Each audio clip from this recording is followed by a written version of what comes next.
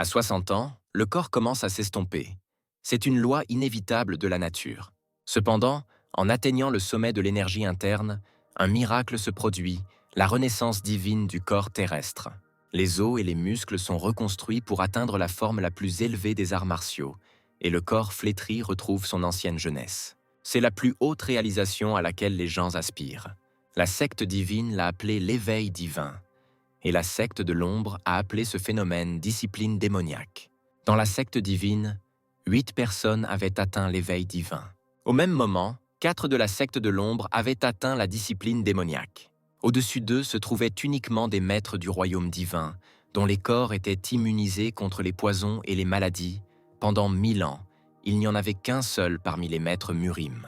Une cérémonie traditionnelle du thé a eu lieu dans l'un des palais, dans lequel un maître qui avait atteint l'éveil divin demandait à un étranger ce que signifiait pour lui une épée. Il lui répondit que c'était une excellente arme du crime, au bord tranchant. Cependant, c'est ce qu'il est. Un art martial est un art martial, une épée est une épée, et la morale est la morale. Au fond du donjon, un mystérieux rite démoniaque se déroulait. Ban est venu là-bas pour combattre le maître de l'éveil cramoisi. Il ôta ses épaulettes en forme de tête de dragon. Ban était vraiment honoré par l'opportunité qui lui était offerte. Un maître hautement qualifié dans l'art de l'épée pourrait même évaluer la situation les yeux fermés. En ouvrant les yeux, il vit non seulement le maître de l'éveil cramoisi, mais aussi ses camarades. Ban réalisa que la nouvelle capacité de connecter l'âme aux morts vivants était utilisée contre lui. Le maître ordonna à ses camarades d'entourer Ban d'un grand champ de confinement démoniaque. Les yeux des compagnons devinrent injectés de sang et ils utilisèrent des sceaux démoniaques pour attaquer. Il semblerait que Ban ne puisse plus s'échapper. 1 millier de démons l'ont attaqué en même temps. Mais ils ont oublié qu'ils s'attaquaient à un véritable maître de la magie noire. Ban a utilisé sa célèbre technique de perçage tourbillonnant. La base de l'énergie de l'épéiste était l'inviolabilité elle-même. Il a vaincu 1 millier de camarades en un instant seulement après avoir utilisé ses capacités. Imperturbable, Ban se dirigea droit vers le cultiste. Il n'avait pas peur d'une interdiction. Il sourit en plein visage de l'épéiste. Va-t-il vraiment utiliser cette capacité ici et maintenant? Les ennemis vaincus par l'épéiste ressuscitèrent immédiatement d'entre les morts, mais ils étaient sans chair. Ban se retrouva au milieu d'une capacité qui ne lui était pas familière. C'était un rituel impie de torture de l'âme. L'épéiste sentit le sol sous lui commencer à trembler. Même un artiste martial aussi expérimenté ne pouvait pas évaluer la situation en chute libre. Sans y réfléchir à 2 fois, des milliers de nécromanciens attaquèrent à nouveau l'épéiste en même temps. Ban tomba, le Crimson Awakening Master regarda son corps depuis l'ombre. Il prit son épée, espérant qu'elle enlèverait le pouvoir de l'interdiction. Il était heureux que tout se soit déroulé comme il l'avait prévu. En utilisant un lancer de lame ultra rapide, il a trahi son allié démoniaque. Il ne s'attendait pas à cela de la part du maître. La lame lui traversa le cou. Personne ne savait vraiment ce que faisait réellement le maître de l'éveil pourpre. L'épée sanglante de Ban, personne ne sait quel pouvoir elle contient.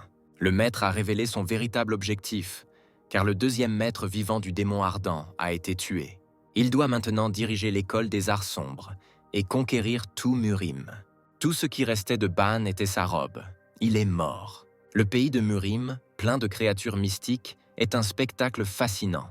Soudain, un coup de tonnerre, un phénomène inhabituel pour ce pays. Tout est comme dans un brouillard, une tempête qui envoie un coucher de soleil sur la terre. Parmi la fumée, une silhouette humaine est apparue. Qui était-ce? Ce n'était autre qu'un maître d'épée réincarné de l'autre monde. Ne comprenant pas ce qui lui était arrivé, il leva les yeux, cherchant une réponse. Ban ne comprenait pas où il se trouvait, ni où se trouvait le lien entre son âme et les morts vivants. Des âmes avec des morts vivants. Ses camarades qui ont utilisé cette capacité qui a tué Ban. La clarté me vient à l'esprit. Les souvenirs sont venus progressivement, mais en même temps, très rapidement. Qu'est-ce que ces ordures des arts sanglants ont fait à Ban? Le maître s'est également souvenu de l'épée perdue. Mais vous devez d'abord vous procurer des vêtements dans le village le plus proche. Après avoir utilisé sa capacité de saut en hauteur, il s'en souvint soudainement qu'il a utilisé pour la première fois cette technique d'élévation nue. Couché de soleil tout seul, assis sur un arbre, pensa Ban. Pendu la tête en bas, il éprouva la faim et 2 heures de recherche du village furent infructueuses. Ban a eu l'idée de se couvrir de la peau d'un animal. Dans la forêt, l'épéiste rencontra un troll des forêts. Il ressemblait à une créature mythique issue des légendes. Une créature verte avec d'énormes crocs n'hésitez pas à profiter d'une personne. Le coup de sifflet a traversé comme une balle, mais n'a pas traversé jusqu'au bout. Qu'est-ce que c'était? C'était le tir de Ban. Grâce à son habileté et sa capacité, il pouvait même le tirer avec son doigt. L'épéiste a remarqué que quelque chose n'allait pas, il ne pouvait pas rater, le tir était juste sur la cible. La blessure du troll des forêts était en train de guérir. Mais comment? Était-ce vraiment une régénération? Mais l'incroyable pouvoir de la créature mystique n'a pas arrêté Ban, et il a commencé à agir. Les mains du maître coupent comme une lame. C'est une des capacités de Ban. Le troll ne s'y attendait clairement pas. Mais est-il vraiment capable de se régénérer même après un tel coup? La blessure du troll a de nouveau guéri. Le corps de la créature qui a reçu de tels dégâts s'est à nouveau régénéré. Ban se souvint des paroles du sage. Pour survivre, il y avait une technique qui était supérieure aux autres. Un coup d'énergie vitale qui ne laissera aucune chance à l'ogre des forêts. Mais le troll n'avait pas besoin d'être détruit. Ban voulait essayer de le faire frire. L'ogre forestier de 3 mètres n'eut même pas le temps de cligner des yeux avant que le maître ne disparaisse. Des mains coupées comme une épée, une tête de troll sur les épaules. À l'atterrissage après une attaque réussie, Ban remarque quelque chose d'inhabituel. L'ogre avait du sang vert, peut-être parce qu'il est une créature mystique. Après avoir vaincu le troll, Ban, sans y réfléchir à 2 fois, alluma un feu et commença à faire frire l'ogre. Le maître pensa que, pour une raison quelconque, la créature de la forêt n'avait pas de pierre d'âme. Peut-être était-il encore jeune. Mais dans tous les cas, Ban a entendu dire que la viande d'une créature mystique avait un effet bénéfique sur la santé. Mais ça n'avait pas très bon goût, et ça sentait encore pire. Quelque part au milieu de la chaîne de montagnes, Ban se rappela à nouveau qu'il n'y avait personne à proximité, pas même leurs traces. Des paysages à couper le souffle, de l'air pur, une brise nocturne fraîche, même les lunes brillent. Après avoir regardé de plus près, Ban sursauta. N'avait-il pas vraiment l'air d'être dans le ciel? Il y avait 2 lunes, un phénomène que le maître de l'épée n'avait jamais vu auparavant. Il y avait un empire appelé Krataous sur cette nouvelle terre. Dans le château se tenait une fête matinale, au cours de laquelle on discutait habituellement de quelque chose. Le seigneur aux cheveux noirs regarda silencieusement le roi prendre son petit déjeuner. Ensuite, il se tourna vers sa majesté, qui prenait toujours son petit déjeuner. Le seigneur supplia le jeune roi de manger normalement plutôt que de prendre son petit déjeuner comme un roturier. Le roi posa sa coupe en acier sur la table et se tourna vers le seigneur. Le roi dit au seigneur qu'ils avaient perdu la plupart des terres de l'empire. Le seigneur voulait que sa majesté mange des aliments sains, mais il lui ordonna de se taire. Le seigneur annonça la nouvelle que Corinthe leur envoyait un ambassadeur. Ils pensent qu'ils veulent qu'il débarrasse le pays des créatures mythiques. Le jeune maître réfléchit aux paroles du seigneur et voulut trouver son propre bénéfice dans cette proposition. Après tout, son armée était aguerrie. Les compétences militaires de l'ancien empereur étaient cachées par son propre suicide. Le jeune empereur s'exprima si grossièrement qu'il faillit casser la table. Sa Majesté Frank von Graet a envisagé de telles options pour alimenter le feu d'une vengeance future. Après 2 jours d'errance, Ban, alors qu'il se promenait dans la forêt, tomba sur la maison de quelqu'un. Il trouvait cela étrange, car il n'avait jamais vu de telle maison. Un chien de garde de couleur noir et blanc courut vers le maître des arts sombres. Mais le chiot ne l'a pas attaqué, mais a seulement marché sur la jambe de l'interdit avec sa patte. Le chien a aboyé, ce qui a apparemment dérouté les habitants de la maison forestière. Ban ne s'attendait à voir personne. Une petite fille est sortie de la maison et a vu un inconnu à côté de son fidèle ami. La jeune fille aux yeux bleus a demandé à l'étranger qui il était et ce qu'il faisait ici. Ban était confus. La première chose à laquelle il pensait était de savoir si elle pouvait représenter un danger pour lui. Le maître des arts sombres ne comprit pas un mot de la petite fille, qui remarqua à son tour qu'il portait des vêtements confectionnés à partir d'une créature mythique. À la suite de la jeune fille, sa mère s'est enfuie, pensant que son enfant était en danger. Ban voulut immédiatement s'excuser, mais se souvint qu'il ne comprendrait pas un mot de ce qu'il disait. La mère a dit qu'il n'avait rien pour lui, et s'il préparait quelque chose de mal, elle a menacé l'étranger que son mari et son fils rentreraient bientôt chez eux. Ban, qui a pris le chien dans ses bras, s'est levé en pensant qu'il ne ressemblait pas au chien à la peau pâle de son monde passé. La jeune fille, à son tour, a dit à sa mère qu'il ne ressemblait pas à un méchant. Le maître des arts sombres a pointé du doigt sa mère, et la femme, perplexe, s'est également pointée du doigt elle-même. Ban a ensuite pointé ses vêtements des 2 mains. Aucun d'eux ne se comprenait, ce qu'il voulait dire par là. L'imperturbable Ban ne savait pas s'il pouvait le comprendre en langue des signes. La méchante mère a dit que l'étranger avait montré sa vraie nature et avait demandé à la jeune fille d'appeler rapidement son père, mais elle a répondu qu'elle pensait que l'oncle avait demandé des vêtements. Alors qu'il se demandait s'ils étaient ennemis l'un de l'autre ou non, le petit chiot s'est allongé par terre et s'est endormi. Parvenu à la conclusion générale qu'ils n'étaient pas ennemis l'un de l'autre, Ban pensa au nom de la fille. Elle s'appelait Taria. Il n'avait jamais entendu de tel nom sur ces terres auparavant. On lui donna également des vêtements qu'il considérait étranges. La mère a fait l'éloge de l'épéiste. Les vêtements qu'elle lui a donnés lui allaient très bien. Ce pourquoi Ban la remercia, avec un geste de main venant de son monde passé. Le maître de l'épée se tourna brusquement et marcha dans l'autre sens, ce qui surprit la mère et la jeune fille, et la rendit peut-être un peu méfiante. Ban s'est approché de l'endroit où son père coupait habituellement du bois et a ramassé une hache, ce qui a poussé sa mère à demander à Taria d'appeler rapidement son père. Le maître des arts sombres voulait seulement remercier la famille qui lui avait donné des vêtements. La femme poussa un soupir de soulagement. Taria a crié « oncle », ce qui a obligé Ban à arrêter de couper du bois. Le maître de l'épée ne comprenait toujours pas leur langage. La jeune fille aux yeux bleus remarqua seulement qu'il était très fort, car elle n'avait jamais vu de bois coupé d'une seule main. Ban s'est adressé à Taria dans sa langue maternelle. Il voulait savoir quel type d'outil il utilisait pour couper du bois. Mais ils ne l'ont pas compris comme lui. La mère est devenue un peu méfiante, car à côté de sa fille se tenait un étranger avec une hache. Les yeux de la jeune fille pétillaient, car elle souhaitait expliquer à l'étranger ce qu'était le bois de chauffage et ce qu'était une hache. Ban regarda Taria avec surprise et répéta des mots qui lui étaient inconnus. L'intérêt de la jeune fille étant devenu encore plus intense, elle a demandé au voyageur de lui demander autre chose, car elle souhaitait tellement lui apprendre sa langue. Ban pensa qu'il ne fallait pas se précipiter dans quoi que ce soit, car désormais la chose la plus importante pour lui était d'apprendre à parler une langue étrangère. Plusieurs mois plus tard, alors qu'il voyageait et explorait un nouveau monde, le maître des arts sombres apprit la langue locale et se rendit chez un résident local pour une raison. En tendant la main, l'homme dit qu'il s'agissait d'une carte de ces terres qu'il cherchait depuis longtemps. Ban arracha curieusement la carte des mains de l'homme et le remercia. Mais ensuite, il a rencontré une difficulté.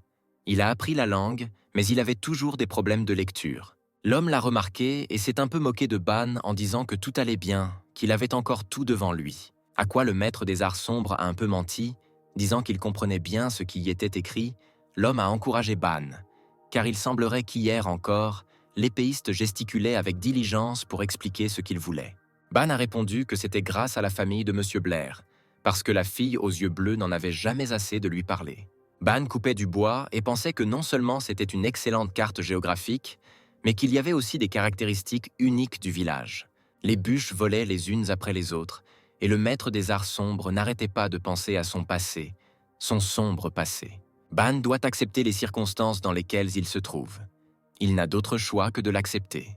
Comment accepter le fait qu'il ne peut revenir au Murim uniquement par la technique de la grande exaltation? Tout en réfléchissant, il continua machinalement à couper du bois, dont un failli touchait Taria, qui s'approchait trop près. Ban a dit à la fille que c'était dangereux ici. Elle devrait s'éloigner. En le regardant, la fille appelait l'épéiste avec un surnom qu'elle a elle-même inventé.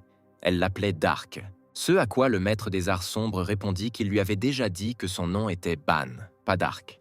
Cela a beaucoup fait rire Taria, car dans sa langue maternelle, le nom Ban signifie odeur sombre. Elle a tellement ri qu'elle a cru qu'elle mourrait de rire. L'enfant joyeuse a pointé son doigt vers le maître des arts sombres et a dit Dark, faisant tomber Ban dans la stupeur à cause de l'insistance de Taria. La jeune fille aux yeux bleus remarqua que le nom Dark correspondait parfaitement à ses yeux et à ses cheveux noirs. Ban a répondu à Taria qu'elle pouvait l'appeler comme elle voulait, à condition qu'elle reste sur place et n'interfère pas avec son travail. Ayant décidé de prendre un peu de repos, Ban appuya ses coudes au sol et demanda à la jeune fille ce qu'était un mercenaire, et elle lui répondit que ce sont des gens qui se battent pour de l'argent. Est-ce qu'elle le compare vraiment à un assassin ? Pensa le maître des arts sombres. Il lui répondit qu'il n'était pas comme eux. Surpris, Taria regarda Ban droit dans les yeux. Elle lui demanda alors qui il était, s'il n'était pas un mercenaire ou un assassin. En soupirant, l'épéiste dit à la petite fille qu'il était un maître de l'école des arts sombres et qu'il voulait seulement retrouver le chemin de la maison. Taria aux yeux bleus a dit pourquoi Ban ne chercherait-il pas un emploi dans la guilde des mercenaires. La guilde des mercenaires est un lieu où les mercenaires se rassemblent, où ils reçoivent des ordres et échangent des informations. Ban réfléchit aux paroles de Tarja. Il avait absolument besoin d'obtenir au moins quelques informations pour rentrer chez lui, et il lui demanda également comment elle connaissait la guilde des mercenaires. La jeune fille a dit au maître des arts sombres que son frère s'était enfui de la maison en disant qu'il deviendrait mercenaire, mais son père l'a trouvé et l'a ramené. Cette histoire a beaucoup fait rire Ban. Pendant ce temps, le roi inspectait ses terres du haut de son château. Mais soudain, il s'aperçoit qu'un de ses sujets se dirige vers lui. C'était le capitaine Rognard. Peut-être était-il venu avec une bonne nouvelle. Il a demandé au roi de ne pas s'inquiéter. Le jeune souverain répondit qu'il ne pouvait pas se calmer, car il devait envoyer 2000 servantes du palais pour répondre aux besoins de Corinthe. D'après ce qui avait été dit, sans s'en apercevoir, il se mordit très fort la lèvre, car c'étaient les siens. Le capitaine répondit que tout ce qu'il pouvait le faire était d'augmenter leur puissance de combat afin de résister aux Corinthes. L'anxiété du roi ne ferait qu'augmenter si le dirigeant pensait à des problèmes aussi banals que celui-ci. En colère, l'empereur demanda à Rognard si les servantes étaient prêtes à partir. Le capitaine répondit qu'elles seraient livrées à Corinthe dans 1 semaine. N'oubliez pas qu'il y a eu un tel cas qu'il y a 10 ans, Corinthe kidnappa les servantes et exigea de nouvelles sœurs. Le capitaine demanda au roi de rester calme, car c'était lui qui dirigerait l'escorte. Regardant sur le côté, l'empereur et Rognard remarquent une silhouette qui marche vers eux. C'était le seigneur Tozir. Ils se demandaient quelles nouvelles il leur apportait. Baissant la tête, le seigneur dit qu'il avait échoué à la tâche qui lui était confiée. L'empereur nota que c'était la 5e fois que le seigneur échouait dans sa tâche et demanda également si le journal d'Amphiros était d'une quelconque utilité. Le journal Amphiros ne contient pas d'informations sur l'action du passé, seulement un peu sur ses recherches. Le royaume connaît la théorie, mais il ne peut pas encore faire d'expérience détaillée. Cependant, le seigneur a déclaré que 90% de la théorie est déjà prête. Il fera de son mieux pour compléter les 10% d'informations manquants. Se tournant vers l'empereur, le seigneur lui demanda de lui donner un peu plus de temps pour étudier. Ce à quoi le roi répondit qu'il lui donnerait une dernière chance. Le roi a encore l'espoir dans ses yeux qu'avec l'aide de cet artefact, il pourra offrir une vie meilleure à son empire. Pour la famille de M. Blair, la nouvelle n'était pas si heureuse. Ban a décidé de partir. La mère et les enfants ont été très attristés par cet événement, car ils étaient devenus si proches ces derniers temps. Tendant la main pour serrer la main du chef de famille, le maître des arts sombres a demandé en plaisantant pardon d'avoir été un fardeau pendant tout ce temps. Ce à quoi M. Blair a répondu à Ban qu'il s'était trompé, qu'il était devenu pour eux un membre de la famille et qu'il pouvait toujours revenir quoi qu'il arrive. Ce à quoi le maître des arts sombres a répondu qu'il avait appris la culture de ce monde et que cela lui apportait de grands bénéfices. Au cours du processus d'adieu, le fils a demandé à son père la permission de partir en voyage avec Ban, car le garçon avait toujours un rêve non réalisé de devenir mercenaire. Ce à quoi le chef de famille a menacé le garçon que s'il s'enfuyait à nouveau, il gagnerait 2 fois plus qu'avant. Ce à quoi le garçon a répondu qu'il manquait la meilleure chance dans la vie, de devenir non pas un simple agriculteur, mais un mercenaire. Ban, qui s'est mis à genoux, n'a pas oublié de dire au revoir à son ami à 4 pattes, visiblement adulte, qui a même versé sa larme de chien avare en se séparant. Une petite fille aux yeux bleus s'approcha de l'épéiste et attrapa ses vêtements d'une main. La tristesse était évidente dans ses yeux. Tarja a dit que son bien-aimé Dark regretterait de partir, car s'il restait et attendait encore quelques années, il aurait une douce épouse. Il semble que Ban n'ait jamais été aussi embarrassé de sa vie qu'après ce que la petite fille aux yeux bleus a dit. Le maître des arts sombres lui a dit que, malheureusement, leur différence d'âge était trop grande et qu'il ne voulait pas non plus être battu par son père. Finalement, Ban a dit qu'il ne savait pas s'il se reverrait, mais il ne l'oublierait jamais. Après tout, c'est Tarja qui a donné son nom à l'épéiste, Dark. Le maître des arts sombres tapota la tête de la petite fille aux yeux bleus, qui à son tour fondit en larmes sous le chagrin de la séparation à venir. Le chef de famille, la mère et le chien ont regardé en silence l'un des membres de la famille partir. Le quadrupède a même agité un mouchoir à son ami qui partait. Il n'y a pas de retour en arrière, pensa Ban, et il commença à s'éloigner petit à petit, mais avec une démarche confiante. Le chien a aboyé à pleine voix. Les enfants ont agité leurs bras et ont crié après leur ami qui partait. Le chef de famille et la mère se sont figés sur place et ont regardé silencieusement leur fils, pourrait-on dire, partir. Ban s'est tourné pour la dernière fois vers sa famille, qui l'a aidé de toutes les manières possibles, Mais il a encore un long chemin à parcourir, son objectif principal étant de retourner à Murim. En partant, Ban a également répété avec ses mains le geste qui, dans ces terres, signifiait adieu. Après quoi, il s'est retourné et a continué son long voyage. Il faisait nuit. Le ciel était couvert du scintillement des étoiles. Dans le ciel, il y avait aussi un phénomène rare pour ce monde, quand la deuxième lune n'avait pas encore eu le temps de rejoindre l'autre. Car dans ces terres, il y en avait deux. Dans l'obscurité de la nuit, on peut apercevoir une silhouette assise près du feu, attendant que le dîner soit préparé. Soudain, de manière inattendue, dans les buissons de l'obscurité totale, rouges, comme injectés de sang, les yeux se mirent à briller. Après avoir attendu que la friandise soit préparée, l'épéiste commença immédiatement à la manger. Pourtant, remarquant qu'il était observé, Ban ne montra aucun signe. Ses sens et sa vision ne lui firent jamais défaut. À ce moment précis, l'ennemi apparut devant le maître des arts sombres. C'étaient des loups-garous, dotés d'énormes crocs et griffes, assoiffés d'une seule chose, de la chair humaine fraîche. N'ayant qu'une seule soif de sang, les loups-garous décidèrent que l'épéiste serait une cible facile pour eux et passèrent immédiatement à l'attaque. Ban était prêt à tout. Mais il ne s'attendait clairement pas à une telle vitesse de la part d'une créature mystique. L'ennemi était très rapide. Après avoir réussi à esquiver l'attaque de l'ennemi grâce à sa capacité d'élévation, le maître a finalement compris pourquoi les gens évitent toujours cette montagne. Le maître des arts sombres évalua la situation et décida de lancer une contre-attaque en utilisant sa célèbre technique de frappe de la main. Il a clairement pris la bête au dépourvu avec sa puissante attaque. Mais à ce stade de son voyage, l'épéiste savait déjà que les créatures mystiques ont une régénération.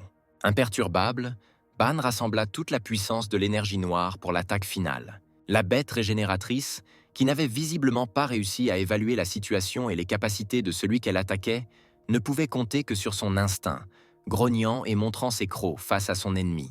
D'un léger mouvement de la main, Ban, qui avait accumulé l'énergie nécessaire à l'attaque, laissa une marque brillante en forme de paume sur la poitrine de la bête, ce qui fut fatal pour le loup-garou.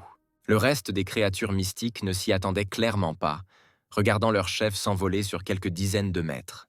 Les bêtes poussèrent leurs cris de guerre dans l'espoir d'intimider le maître de l'épée. Ban, à son tour, ne pensait qu'à ce qu'un bon mannequin ferait pour une école d'art sanglant. La bête pourrait même faire un bon tapis. Remarquant que l'homme n'avait pas le moins du monde peur, les créatures mystiques semblèrent lire dans ses pensées et s'enfuirent en courant, abandonnant leur chef mort. Le méchant maître, regardant vers les créatures en fuite, ne comprit pas à quoi cela servait de l'attaquer, car il laissa tomber la viande fraîchement cuite en vain. Serrant les dents, Ban ramassa le corps du loup-garou mort, car pourquoi quelque chose de bon devrait-il disparaître, cette bête a aussi fière allure sur une broche enflammée, pensa Ban. L'empereur, assis sur le trône, posait sa tête sur sa main, croisait les jambes et attendait apparemment au moins une bonne nouvelle. Le seigneur Tozir vint apporter des nouvelles au jeune roi, lui disant qu'il s'agissait d'une information très urgente. Il dit à l'empereur qu'ils avaient une excellente occasion de prendre possession du cœur du dragon. Sautant de son trône, le jeune roi était avide des moindres détails et ne pouvait plus attendre que le seigneur le raconte en détail. Tozir a dit à l'empereur que le cœur du dragon était conservé dans le grand temple Drauf de Corinthe. Ils ont également rapporté du front que l'empire trovien l'emprunterait pendant un certain temps. Le roi a dit qu'il devait l'intercepter à tout prix. Après tout, le cœur du dragon était un énorme caillot de mana dense et pur. Et le seigneur a également dit qu'il pensait que la protection de l'artefact serait faible. Tozir a déclaré que l'empire corinthien croyait que personne n'oserait même empiéter sur un tel artefact. L'empereur a demandé au seigneur à quel point la sécurité était faible et que Tozir faisait des déclarations si audacieuses. Le seigneur répondit au jeune roi que, citant des informations, il n'y avait que 50 chevaliers gardant le cœur et un seul maître, ajoutant que le maître n'avait même pas de titane.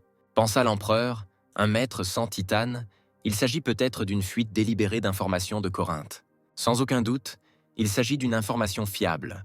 Le jeune roi a donné l'ordre d'agir immédiatement. Errant entre forêts, montagnes et rivières, le maître de l'épée avance à la recherche de la moindre information. En chemin, il remarqua que la nouvelle terre pour lui était sans doute plus riche en oxygène que Murim.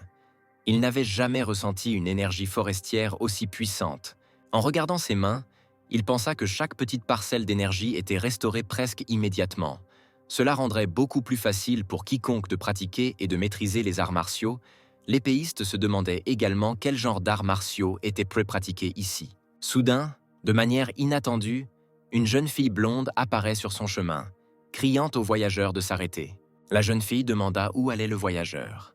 Le maître des arts d'écho sombre lui répondit qu'il était en route pour Vulcania, et en réponse, il entendit une demande de paiement de 10 pièces d'argent.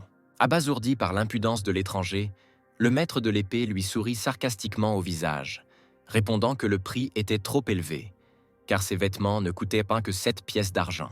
Ce à quoi Ban a entendu en réponse que s'il n'avait rien pour le payer, laissez-le essayer de nager, peut-être qu'il réussira. Le maître des arts sombres s'est juste moqué de la jeune fille et a trouvé ses paroles très drôles.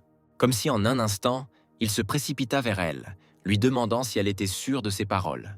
La jeune fille, à son tour, prit cela pour une humiliation et exposa instantanément sa lame afin de couper le maître de l'épée. Mais l'inconnu stupide ne savait pas contre qui elle essayait de lever son épée. Ban arrêta la tentative d'attaque en quelques secondes, attrapant la main de l'attaquant et la serrant fermement. Puis, d'un mouvement adroit, il déplaça sa main vers le cou du voleur aux yeux bleus, d'où elle rougit, et dans cette position ne pouvait qu'avoir une respiration sifflante. Ban lui a demandé combien d'argent elle avait, elle a répondu qu'elle n'avait rien du tout. C'est pour ça qu'elle volait. Mais le maître de l'épée a clairement fait comprendre d'un seul coup d'œil qu'il n'avait pas l'intention d'écouter des mensonges. Très effrayée, la stupide fille n'eut que le temps de se demander ce que le vagabond brun allait lui faire. Regardant furieusement sa propre impuissance, la voleuse ligotée, laissée sans une partie de ses vêtements, n'arrêtait pas de harceler Ban du regard. Ce n'est pas une mauvaise prise. Sur le chemin de Vulcania, pensa Ban, ses vêtements valent probablement quelque chose. De plus, il n'a pas ignoré un trophée tel qu'une épée. Peut-être qu'il restera avec lui. La fille ne peut que penser à ses actions, car elle ne pouvait même rien faire. Après un long silence, elle demanda à être libérée, ce à quoi l'imperturbable Ban lui dit qu'il la laisserait partir contre 10 pièces d'argent. Ce à quoi la jeune fille, dans un accès de colère, répondit qu'il était un étranger et qu'il lui avait déjà pris ses vêtements et qu'elle n'avait vraiment pas d'argent. Le maître des arts sombres a décidé de vérifier si la jeune fille lui mentait. D'une main, il l'a soulevée et a commencé à la secouer, pour tenter d'entendre le tintement des pièces de monnaie, mais en réalité, elle n'avait pas d'argent. À quoi l'inébranlable Ban répondit que puisqu'il n'y avait pas de pièces, il devrait nager. Les yeux du voleur s'écarquillèrent de peur. Avec une épée gauche, l'épéiste la jeta directement dans la baie. La jeune fille, à son tour, cria très fort, menaçant avec la promesse qu'un jour ils se reverront et que cette rencontre deviendra fatale pour le maître des arts sombres. En réponse au cri de représailles, Ban a simplement dit au revoir. D'autres actions auront lieu dans la ville de Vulcania, où, dans l'un des pubs locaux, un vagabond idolâtrait l'alcool local. Soudain, il n'a pas délibérément entendu une conversation à la table voisine sur un endroit inconnu par lequel passe le chemin vers Shannon. D'un œil, Ban analysa qu'il s'agissait apparemment de gens ordinaires qui buvaient également de la bière fraîche et savoureuse. L'une d'elles a dit à Medae qu'elle avait l'air de n'avoir jamais été sur ces terres et qu'il serait beaucoup plus rapide de franchir la porte. La jeune fille rousse, à son tour, répondit qu'il y avait là le repère d'un dragon, un dragon très puissant. Observant et écoutant la conversation, le voyageur était très intéressé à l'écouter jusqu'au bout. À table, ils suggérèrent de mettre fin à la dispute et de continuer à savourer la boisson fraîche. Le gars en robe rouge a demandé à son ami s'il avait déjà vu des dragons auparavant. Après une pause, l'épéiste osa néanmoins demander à la compagnie d'en face s'il avait mal entendu qu'il se dirigeait vers Shannon. La réponse fut positive. L'un d'eux demanda comment il pouvait aider l'étranger. Ban leur dit qu'il était également en route pour Shannon, mais il ne savait pas comment s'y rendre, et demanda la permission s'il pouvait continuer son voyage en leur compagnie. Après réflexion, l'homme raisonnable a pesé le pour et le contre. Ayant dit qu'il pensait qu'il serait difficile de voyager avec le sabre que l'interdiction avait, il a également demandé à l'interdiction pourquoi il avait besoin de l'épée, peut-être pour combattre des monstres. L'inconnu a également ajouté que la lame du sabre ne percerait même pas la peau d'un monstre, encore moins d'une bête, car cette arme est destinée au duel contre des humains. Le gars de l'entreprise a également noté que ces armes sont le plus souvent utilisées par les femmes pour se défendre, demandant à Ban si c'était bien son arme. Ban s'est immédiatement rendu compte que le gars avait l'air expérimenté, qu'il serait un bon compagnon. À son tour, le maître des arts sombres a promis qu'il ne deviendrait pas un fardeau pendant le voyage, après avoir demandé la permission d'examiner l'épée du gars. Le gars n'a pas refusé la demande du vagabond et lui a tendu l'épée, mais quelque chose a alerté Ban. Le maître des arts sombres a vu quelque chose de particulièrement familier dans l'épée. Le gars a remarqué les bonnes capacités d'observation du voyageur aux cheveux noirs, lui demandant comment il avait réalisé que cette épée était magique. Les paroles de l'étranger ont induit Ban en erreur. Il ne comprenait pas très bien de quoi il parlait. Devenu comme une idole, l'épéiste, maître des arts sombres, s'est tourné vers l'entreprise avec la question de savoir ce qu'est une épée magique. Le gars l'a regardé et a demandé à l'étranger s'il ne savait vraiment pas de quel genre d'épée il s'agissait. Ban a expliqué qu'avant cela, il vivait dans un village et, les yeux pleins de curiosité, a demandé une explication. La réponse était la plus simple possible, car c'est une arme qui peut utiliser des sorts. Ajoutant à la réponse, le gars a également dit que vous pouvez l'utiliser exclusivement pour les sorts avec lesquels l'épée a été enchantée, et qu'elle absorbe également une grande quantité de mana, mais c'est un énorme privilège pour utiliser la magie seule. Ban regarda le narrateur avec une véritable surprise et posa la question. Qu'est-ce que le mana?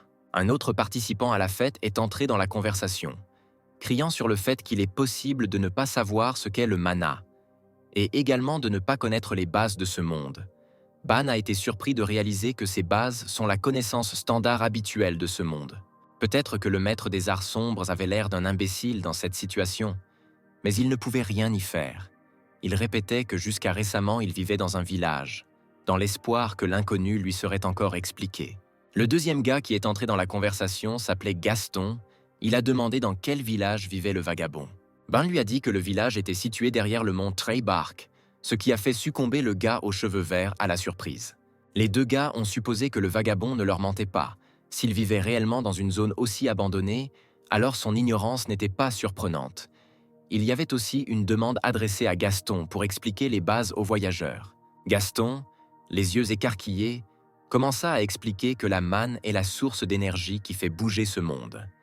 Chaque créature vivante en possède dans une certaine mesure. Après tout, un guerrier expérimenté stocke autant de mana que possible dans son corps. Un sorcier peut utiliser son corps comme stockage pour absorber la manne qui l'entoure et la transformer en sort.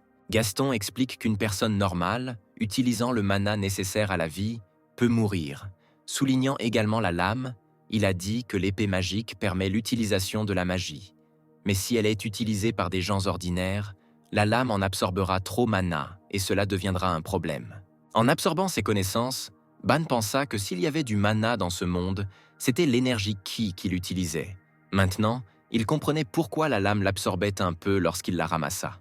Il y a également eu un dialogue dans lequel l'interdiction a noté que la lame avait l'air assez légère, malgré sa taille, à laquelle il a reçu la réponse qu'elle avait un sort automatique qui n'aurait pas besoin d'être lancé encore et encore. Mais le plus important est qu'il s'agit de sorts manuels.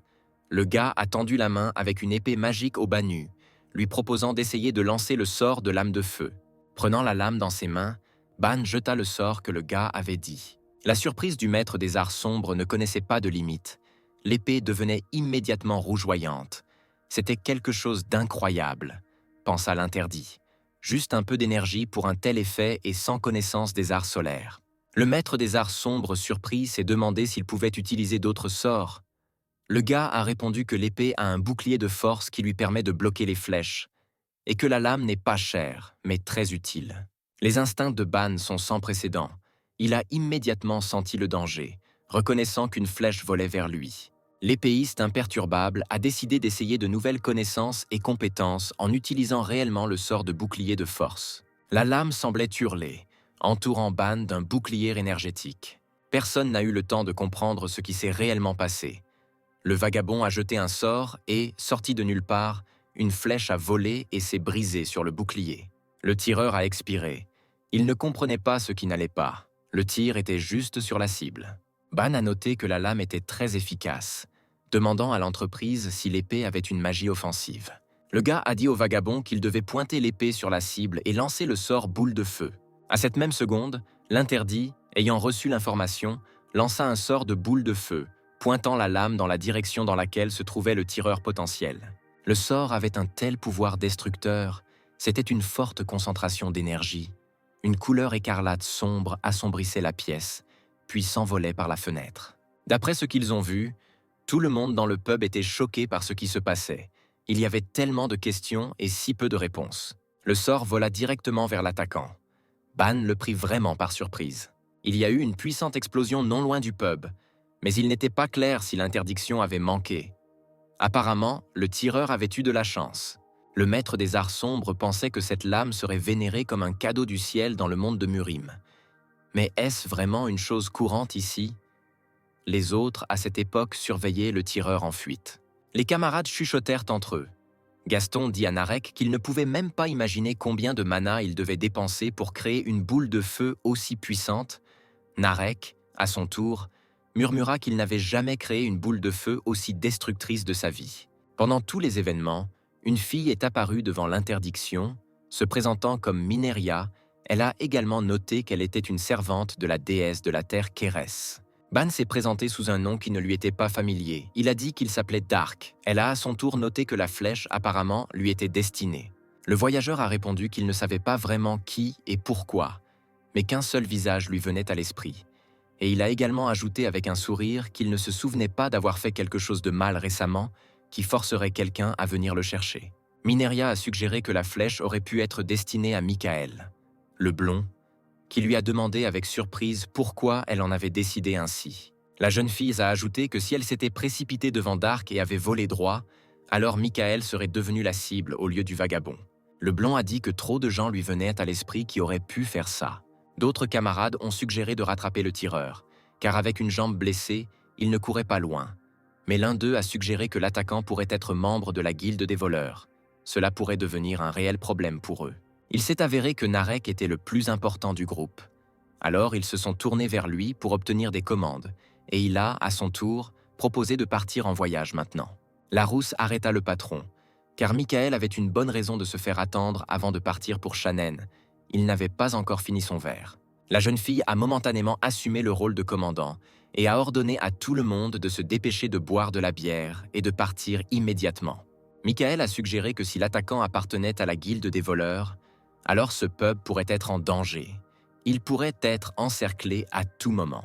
Narek a donné l'ordre final de se préparer à une sortie et à un voyage, en évitant une éventuelle menace, et a également ordonné à chacun de s'assurer qu'il était correctement armé. Ban, alias Dark, a eu par hasard un cheval surnommé la Peste Noire, qui se déplaçait après tout le monde, car ses compagnons connaissaient le chemin. C'est ainsi que le groupe, composé de nouveaux camarades du maître des arts sombres, se lance dans l'aventure. En chemin, Dark se tourna vers Gaston, se souvenant de ses paroles selon lesquelles Gaston ne sait pas se servir d'une épée, parce qu'il est un sorcier. Pourquoi alors est-il si bien armé? Le camarade répondit que c'était tout cela pour cacher le fait qu'il était un sorcier et que de toute façon, les sorciers sont toujours la cible principale. Souriant, Ban répondit qu'il comprenait de quoi Gaston parlait. En chemin, Narek se tourna vers Dark, se souvenant de ses paroles selon lesquelles il avait 25 ans, ajoutant que Ban était beaucoup plus jeune. Le chef pensait que l'épéiste avait le même âge que Jaime et Raven. Dark a répondu qu'il entendait souvent cela, pensant que s'il disait qu'il avait plus de 70 ans, il ressemblerait très probablement à un fou. Narek a suggéré que chasser des monstres dans les montagnes de Trebark était très rentable.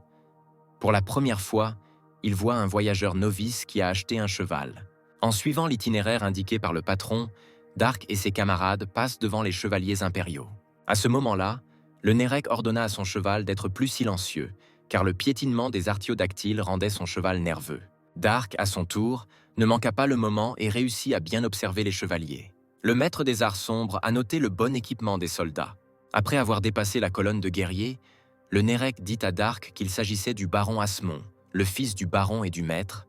L'épéiste se demanda également qui étaient les maîtres. Michael, qui a repris le dialogue, a déclaré que les maîtres sont ceux qui maîtrisent le flux de mana, ajoutant que même à Corinthe, l'empire le plus puissant, il y en a moins d'1 millier.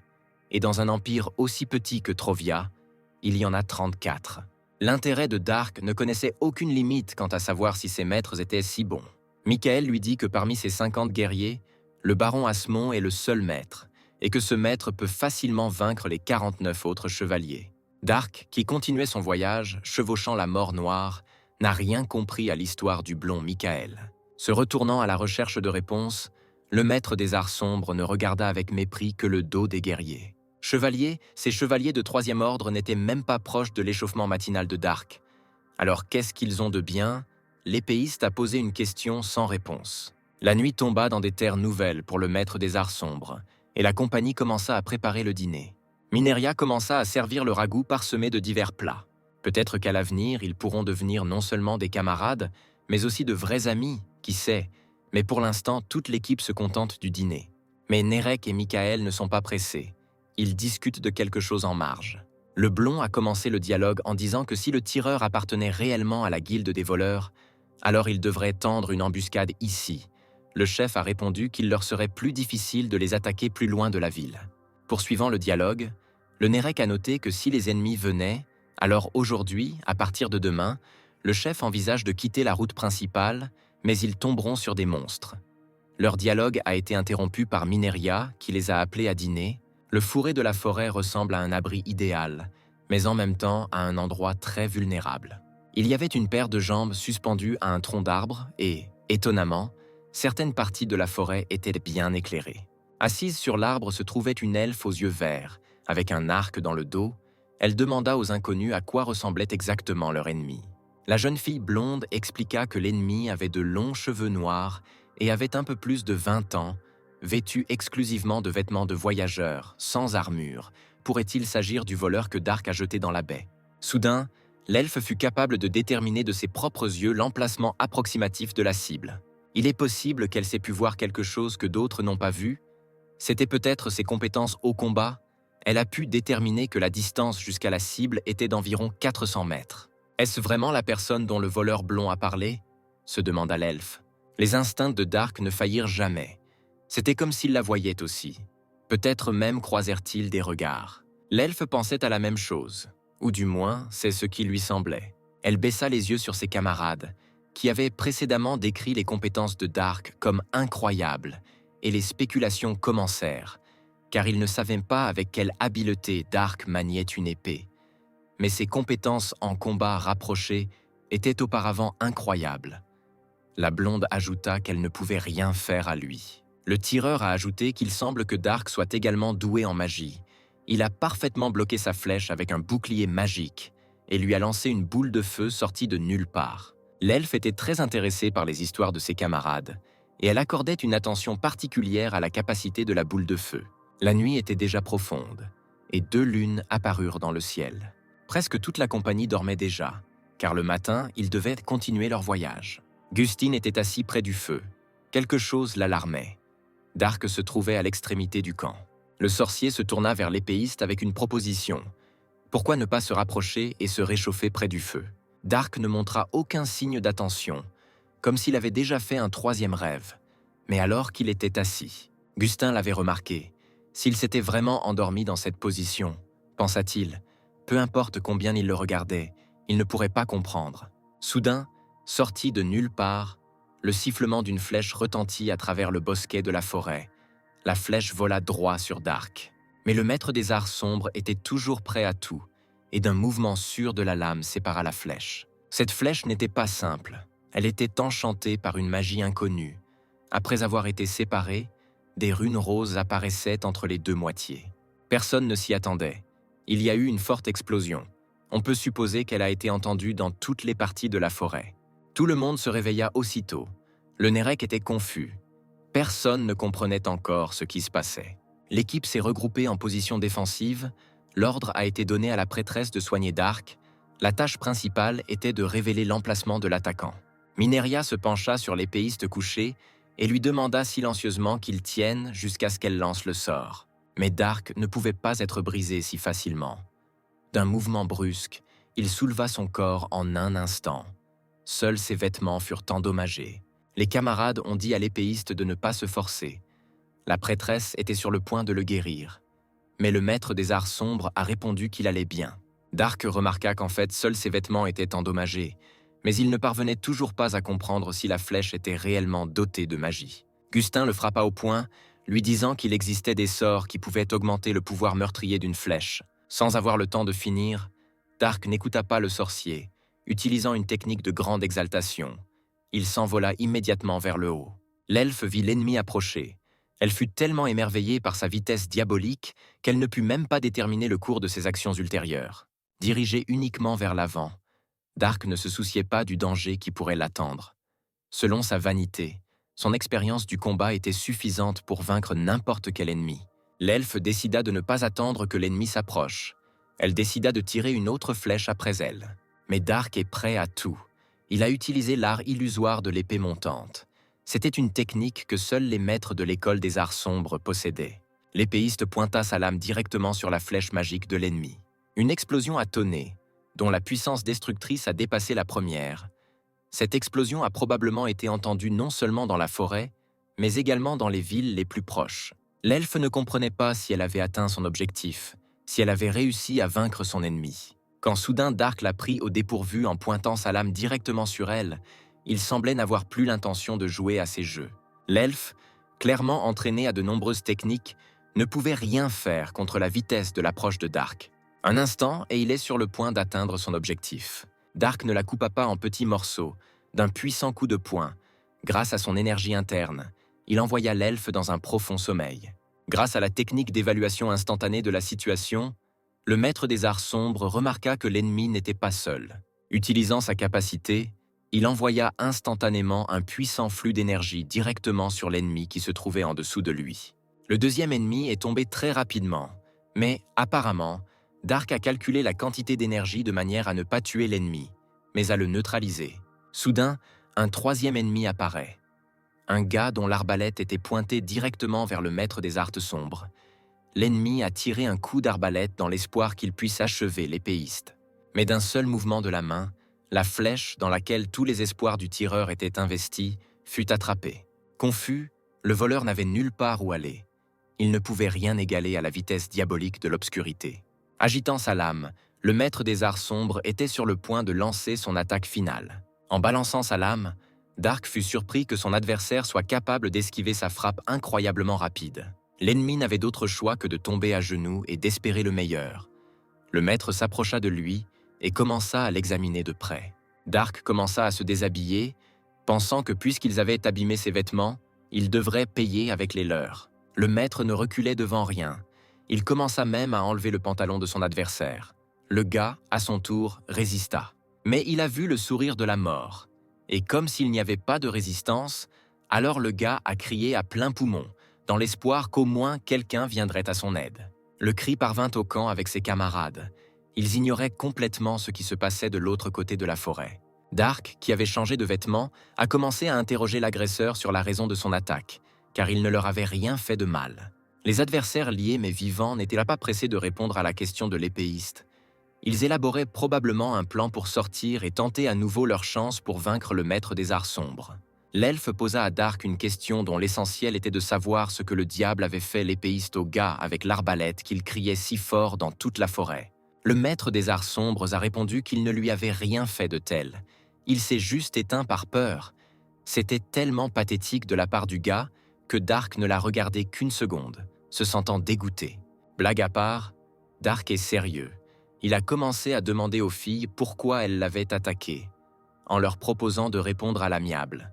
Sinon, il les obligerait à le supplier de les tuer au plus vite. La petite fille blonde, serrant furieusement les dents, répondit à l'épéiste qu'il l'avait attaqué parce qu'il avait attaqué un membre de la guilde des voleurs vulcaniens et l'avait volé à l'insu de la guilde des voleurs. À la colère de la jolie braqueuse, Dark répondit calmement que depuis le tout début, il s'était toujours senti en sécurité, qu'il était sain et sauf et qu'un gang comme eux ne serait jamais une menace pour lui. Ajoutant que si c'était effectivement la véritable raison de l'attaque, alors cela ne servait à rien de les tuer, ce dont le voleur a été très surpris. Vaincu d'une main gauche, l'elfe s'occupa insolemment de Dark et dit qu'il avait trop confiance en lui, car il n'avait pas peur de la guilde des voleurs, qui dans certaines parties de la terre avait un certain pouvoir. Le maître des arts sombres réfléchit à ce que l'elfe avait dit. En effet, pensa-t-il, s'il les laissait en vie, ils tenteraient de le retrouver pour le tuer. D'un simple coup d'œil aux deux filles ligotées, il a clairement indiqué qu'il avait peut-être changé d'avis sur leur sort futur, ce qui les a fait hurler dans toute la forêt, criant sur ce qu'il allait faire d'elles. À leur question, Dark, souriant malicieusement, répondit que même lui-même ne pouvait pas savoir ce qu'il se mettrait en tête de faire avec eux. Ban a épargné les voleurs, ne leur emportant pas la vie, mais leurs vêtements. Mais même avec cette issue des circonstances, les voleurs n'étaient pas contents.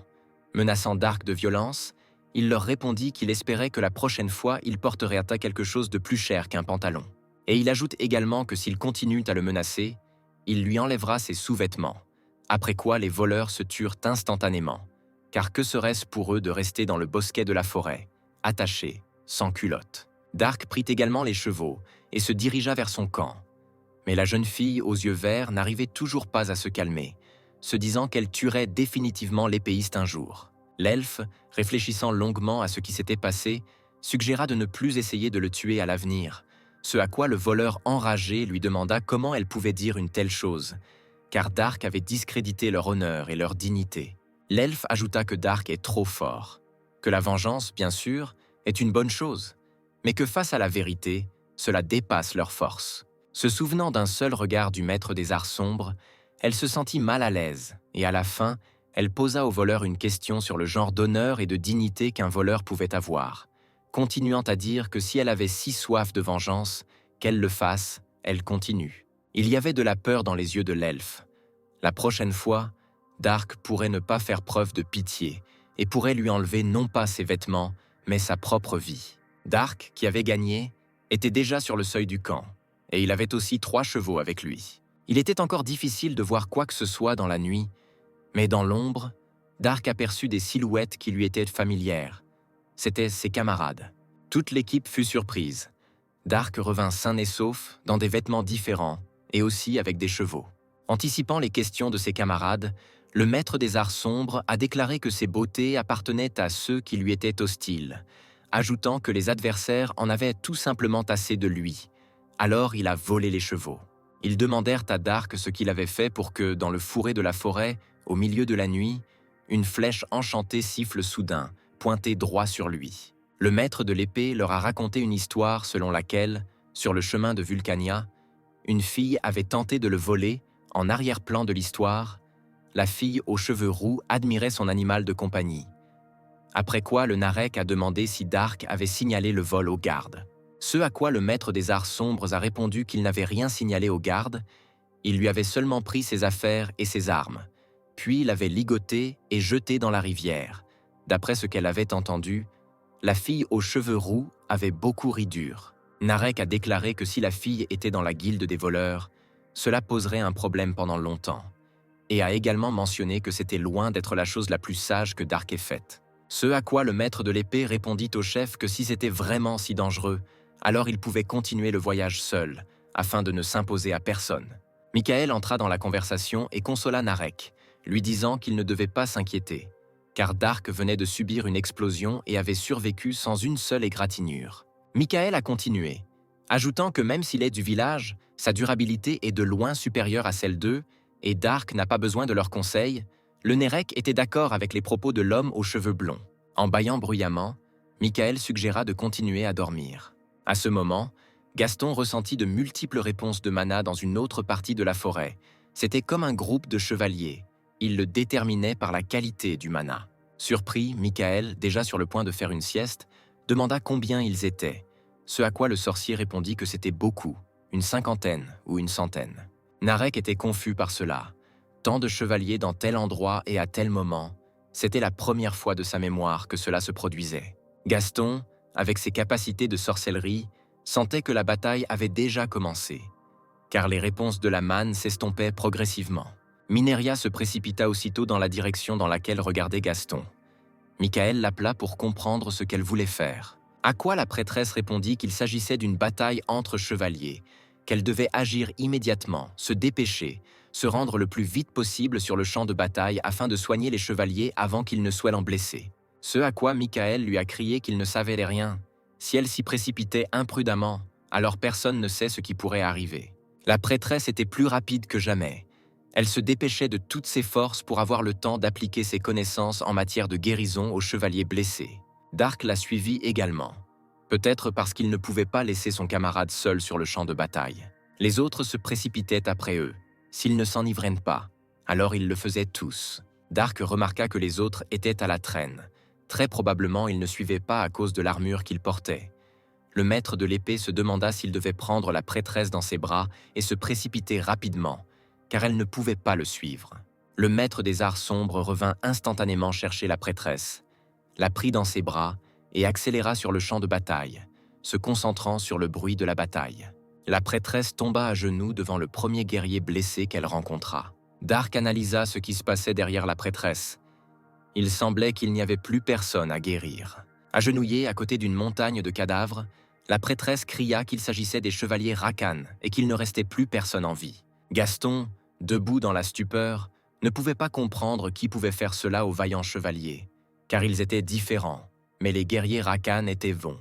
Narek suggéra à ce moment précis que tuer des chevaliers Rakan sur les terres de Trovia était une folie. Peut-être que c'était un monstre. Le bruit de la bataille a continué, les camarades l'ont remarqué, ils se battaient toujours là-bas, ils ont dû se précipiter pour aider. Mineria remarqua quelque chose d'étrange en regardant la montagne de cadavres et d'équipements. Cela ne lui semblait vraiment pas. Parmi toute cette montagne de cadavres, la prêtresse aux yeux verts remarqua également l'un des chefs des chevaliers. Il s'agissait du défunt Sir Alex Sedmion, dont les yeux étaient remplis de peur avant sa mort. Soudain, une silhouette apparut devant la prêtresse. Sans aucun doute, c'était un guerrier. Mais on ne savait pas de quel clan il s'agissait. Le guerrier debout dans un manteau bleu avec une énorme lame regarda la jeune prêtresse avec mépris. Après s'être excusé, il a déclaré qu'il ne devrait y avoir aucun témoin sur ce champ de bataille et a balancé son énorme épée sur Mineria sans défense. Narek regardait droit dans les yeux l'ennemi qui osait s'en prendre à la jeune fille sans armes. Sa rage ne connaissait pas de limite. Il a utilisé une magie de boule de feu avancée pour surprendre l'ennemi, tandis que l'épéiste qui a frappé Mineria ne s'attendait pas à voir de la magie sur le champ de bataille. L'ennemi s'est vite rendu compte qu'il avait affaire à une lame magique. Il a supposé qu'il s'agissait d'une mercenaire, ajoutant qu'avec l'arrivée des voyageurs, il n'avait que plus de travail. Pendant que l'épéiste analysait la situation, il sortit un instant de la réalité. Lorsqu'il reprit ses esprits, son regard tomba sur le sorcier. C'était Gaston, qui ne pouvait pas rester les bras croisés. Quelque part sur la touche, rassemblant sa détermination, il a élaboré un plan. Les chevaliers ennemis se sont vite rendus compte qu'il y avait un sorcier sur le champ de bataille, et cela pourrait bien affecter l'issue de la bataille. Comme Gaston l'a mentionné précédemment, l'ordre a été donné d'attaquer le sorcier. Narek a également donné l'ordre de protéger le sorcier à tout prix jusqu'à ce qu'il obtienne suffisamment de mana pour une capacité colossale. La prêtresse brillait, car l'effusion de sang n'est pas sa méthode, si seulement elle pouvait influencer quoi que ce soit. La lumière du ciel descendait sur les camarades. C'était la magie de Mineria. Le champ de bataille était illuminé par sa sainte magie angélique. Pendant une seconde, Narek pensa qu'il n'aimerait pas se battre avec les chevaliers, sinon prendre en compte le fait que rien ne pouvait être changé, car les chevaliers essayaient de les tuer, puis il se précipita dans la bataille. Il a affronté l'un des guerriers ennemis. Michael, à son tour, prit une position plus défensive, utilisant son bouclier contre les épées ennemies. Dark, au milieu d'une bataille, n'eut que le temps d'analyser et de remarquer que ses alliés se battaient de bien mieux que prévu, pensant un instant qu'ils s'en rendraient peut-être compte eux-mêmes. Mais toute l'équipe n'a pas combattu sur un pied d'égalité. Certains étaient pas à plus faibles, les chevaliers n'ont pas pardonné les erreurs. Alors l'un d'eux, sans manquer un instant, a jeté l'un des alliés au sol. En regardant cela, Ban réalisa qu'il ne pourrait pas se débrouiller sans lui. Il devrait le faire, car à côté de lui se trouvaient ses camarades qui l'avaient accepté dans leur entreprise et avaient commencé ce voyage ensemble. À un moment donné, ce fut le tour de Dark. 2 hommes se précipitèrent sur lui avec des épées, mais si seulement ils savaient qui ils attaquaient. Le maître des arts sombres dans de tels moments ne réussissait jamais sans son sourire naturel, parfois même effrayant. Soudain, le champ de bataille fut éclairé par une lumière, pas celle qui était angélique. Grâce à la magie de la prêtresse, c'était la lumière d'un coup de tonnerre, sur fond duquel Dark paraissait plus épique que jamais. Derrière tout cela se trouvait le sorcier Gaston, qui a finalement accumulé suffisamment de mana pour utiliser la terrifiante technique du tonnerre et de la foudre. Tous les ennemis sur le champ de bataille étaient enveloppés d'éclairs en chaîne. La décharge était si puissante que cela ne faisait aucune différence qu'il s'agisse d'un phénomène naturel ou de la magie d'un sorcier. Sa puissance était incroyable. Les adversaires, touchés par la divine chaîne d'éclairs, n'eurent même pas le temps de cligner des yeux avant de s'évaporer aussitôt. Gaston a demandé à l'obscurité de lui donner le maximum de temps. Apparemment, il avait besoin de se recharger. À la demande du sorcier, le maître de l'épée a répondu que les magiciens sont très utiles s'ils ont un protecteur. Le sorcier peut compter sur lui. Ne réalisant pas leur propre impuissance, les chevaliers restants n'ont cessé d'essayer d'attaquer le maître des arts sombres, mais ces tentatives ont été vaines. Il y eut une puissante explosion. Ce n'était autre que la fameuse capacité boule de feu. Elle fut libérée par Gaston, qui était protégé par Dark, de l'extérieur. On pourrait dire que c'était une protection absolue pour le sorcier. Il y avait de la rage dans les yeux des chevaliers. Ils étaient motivés par la vengeance, car la bataille n'avait pas duré si longtemps et ils subissaient déjà de lourdes pertes.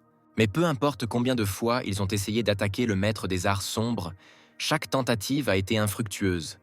Dark a transpercé le soldat ennemi d'un léger mouvement de la main. Le chevalier à moitié mort accroché à la lame du maître de l'épée n'a probablement même pas eu le temps de comprendre quoi que ce soit. Cela se voyait dans ses yeux vides. Il est possible qu'à la fin, il n'ait même pas compris pourquoi il est mort. À ce moment-là, alors que les adversaires regardaient autour de eux et essayaient de comprendre à quelle vitesse colossale ils subissaient des pertes, aucun d'entre eux ne pouvait même penser qu'il était le prochain sur la liste des morts. Grâce à la vitesse diabolique du maître des arts sombres, il se sentait comme un dieu sur le champ de bataille, car personne ne pouvait lui résister. Il pouvait facilement être derrière l'ennemi en quelques instants pour lui infliger des dégâts mortels. Au moment de l'attaque, Dark ne pouvait pas comprendre quelle puissance il utilisait à ce moment-là, qu'il s'agisse de l'énergie Ki ou du mana local, mais le résultat était toujours le même. Les adversaires criblés n'eurent même pas le temps de grincer, tandis que le maître des arts sombres leur infligeait des dégâts incompatibles avec la vie. À un moment donné sur le champ de bataille, un soldat effrayé a appelé un maître à l'aide. Mais même parmi les maîtres, il existe des différences individuelles en termes de compétences et d'aptitudes. Ce à quoi ce maître au manteau bleu dit que cette différence se ressentait entre lui et Alex, qui venait de mourir d'une mort héroïque. Le maître au manteau bleu, initialement hostile aux voyageurs, possédait également de la magie. Il pouvait renforcer son épée. Pouvait-il vraiment surpasser Dark en force? Le maître des arts sombres s'est rapidement rendu compte que l'ennemi renforçait l'épée non pas avec l'aide du mana, mais avec l'aide de l'énergie Kui, développée par des techniques et une formation spéciale, les sages de Murima. L'ennemi a disparu du champ de vision de l'interdiction.